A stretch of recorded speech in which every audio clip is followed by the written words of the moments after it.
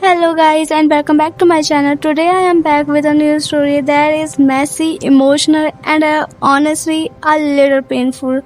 It's about love turning into obligation, loneliness hiding inside relationship that still look perfect, and two people crossing a line they absolutely know they shouldn't cross. So if you are interested, let's get into it. I knew this Arav before I ever really spoke to him. That sounds dramatic, but it's true. Some people arrive loudly in your life, demanding attention the moment they walk into a room. Kabir was like that, Samir was like that, in his own quiet way. But Arif was the opposite. He existed at the edges of things, leaning against walls at parties, half hidden behind the glow of his phone screen, watching conversations happen around him without ever stepping into the center of one. And yet, whenever he did speak, the entire room shifted toward him without meaning to. It irritated me at first, though I couldn't tell you why. I think I wanted him to be easier to understand. Kabir was an open book. Samir was gentle and transparent. Arav was neither of those things. And something about that unsettled me long before I had the words for it. The first real conversation we had happened in the college parking lot during second year, near midnight, under the buzzing fluorescent lights that made everything look slightly unreal. I was sitting on the hood of Kabir's car, eating cold fries from a paper bag, while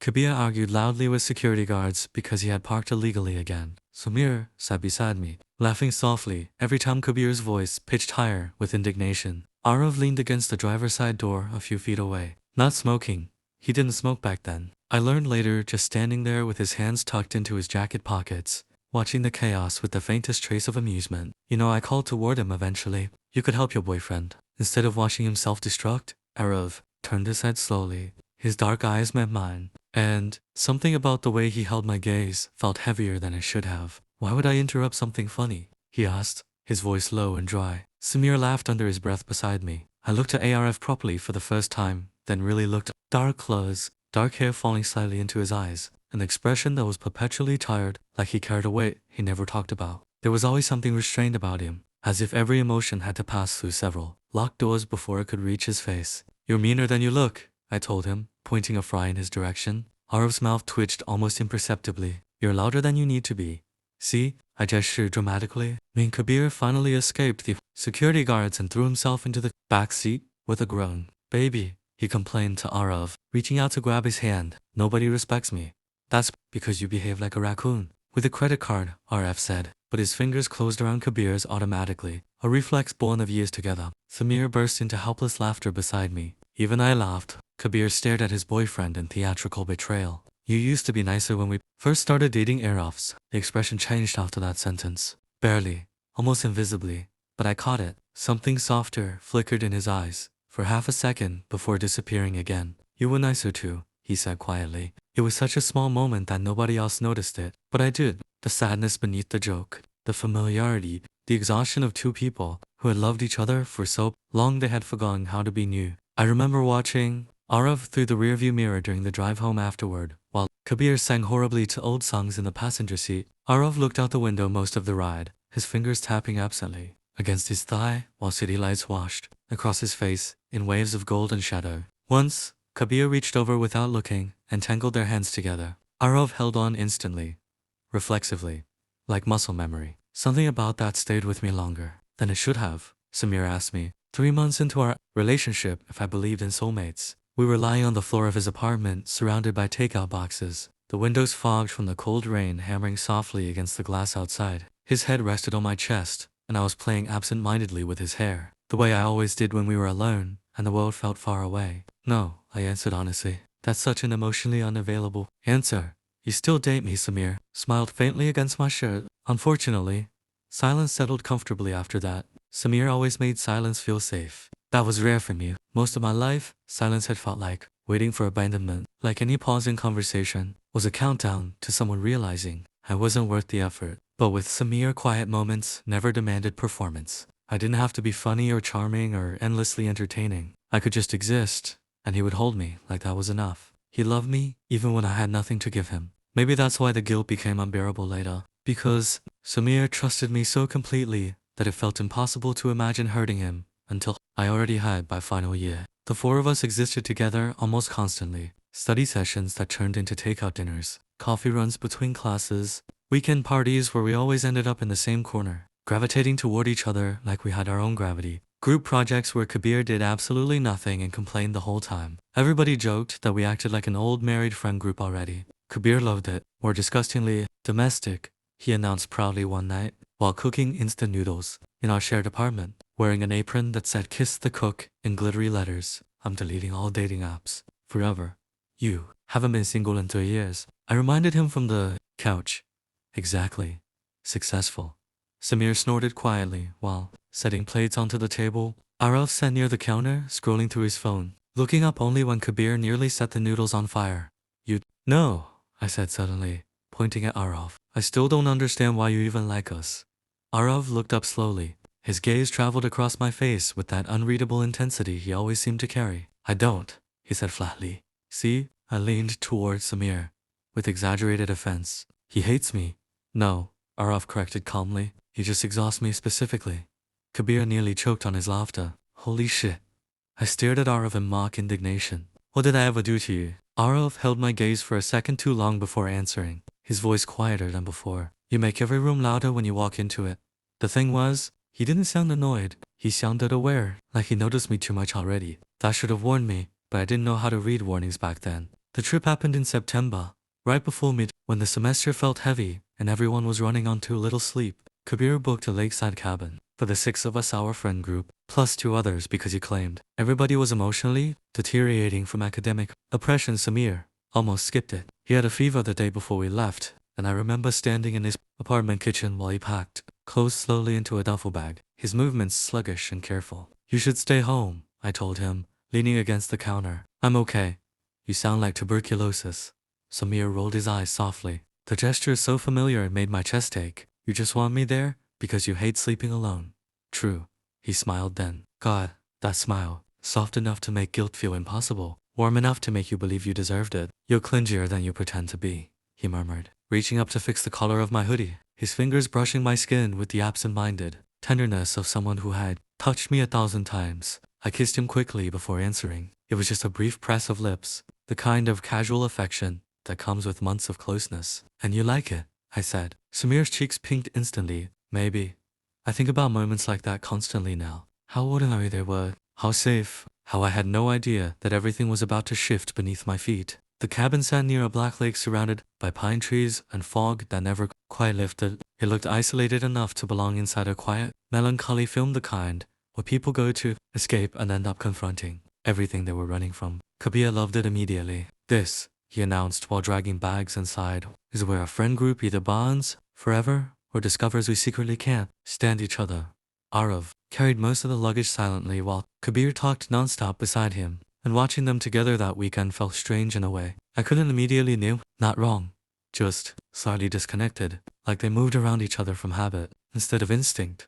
They still touched constantly, Kabir leaning against Arav's shoulder while showing him something on his phone. Arav adjusting Kabir's hood when it started to drizzle outside, but there was a distance hidden beneath the affection. A thin layer of something unspoken that I couldn't stop noticing once I saw it. The first night, everybody stayed up late. Music played softly through a portable speaker while rain drummed against the windows. Kabir danced terribly in the middle of the living room, his limbs flying everywhere. His joy so infectious that even Samir, so feverish and wrapped in a blanket, was laughing so hard he nearly spilled his drink. Arav stayed mostly quiet near the fireplace, nursing a mug of tea that had gone cold an hour ago, his eyes tracking Kabir with an expression I couldn't read. Around midnight, Samir's headache worsened, and he disappeared upstairs to sleep. Go with him, Kabir told me over the music, his voice uncharacteristically gentle. I'll survive one night without your beautiful face. You're obsessed with me. True.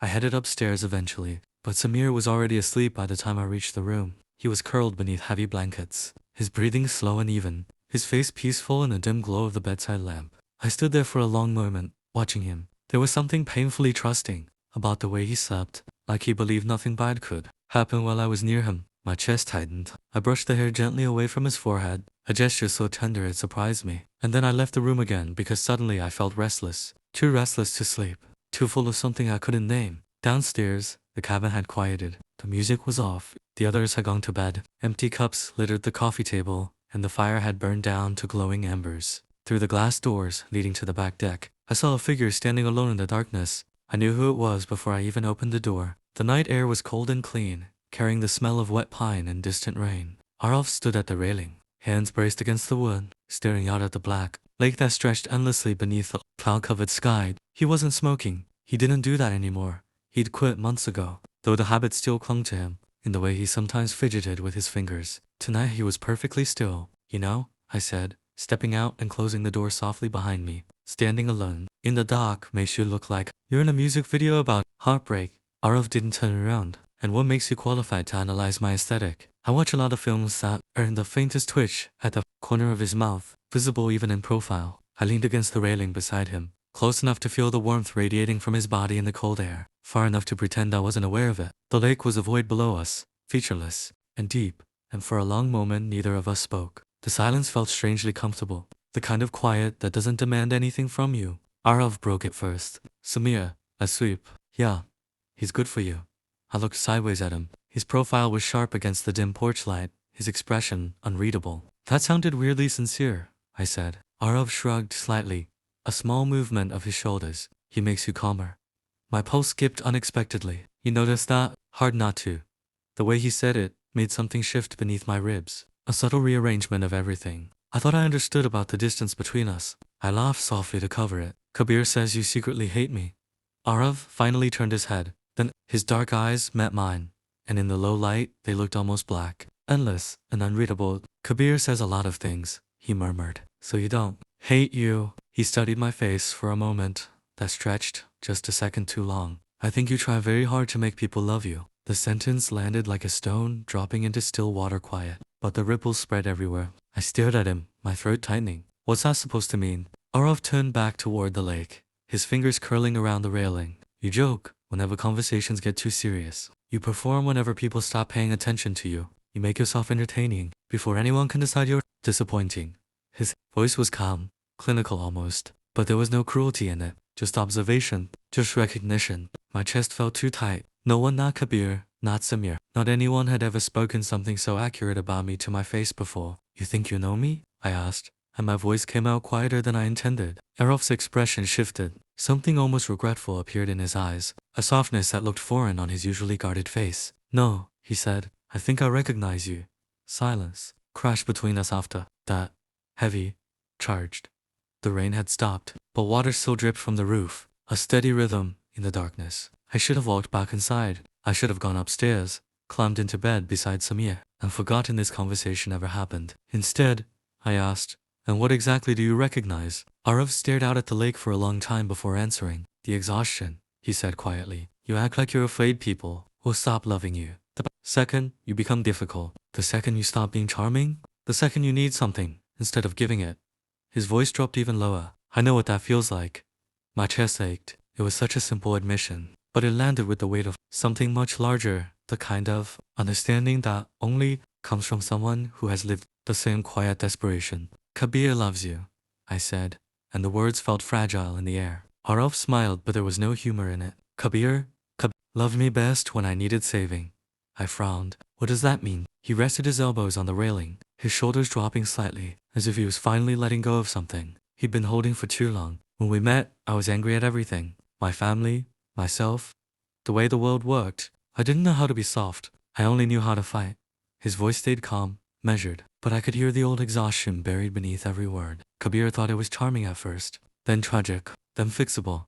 He paused, his jaw tightening. He spent 2 years trying to pull me toward the light, and I tried so hard to follow him there. But eventually, he trailed off. Eventually? I prompted gently. Arav looked at me. Eventually, you get tired of being someone's project, and they get tired of not being able to fix you. The vulnerability in his expression was startling. Arav rarely let emotions surface. Openly, he was all locked doors and careful. Distance, but right now, in the cold darkness of the deck, something had cracked open. Why stay then? I asked, the question escaping before I could think better of it. Arav's eyes darkened, but not with anger, with something sadder. Because he loved me when nobody else wanted to deal with me. He saw me at my worst and stayed.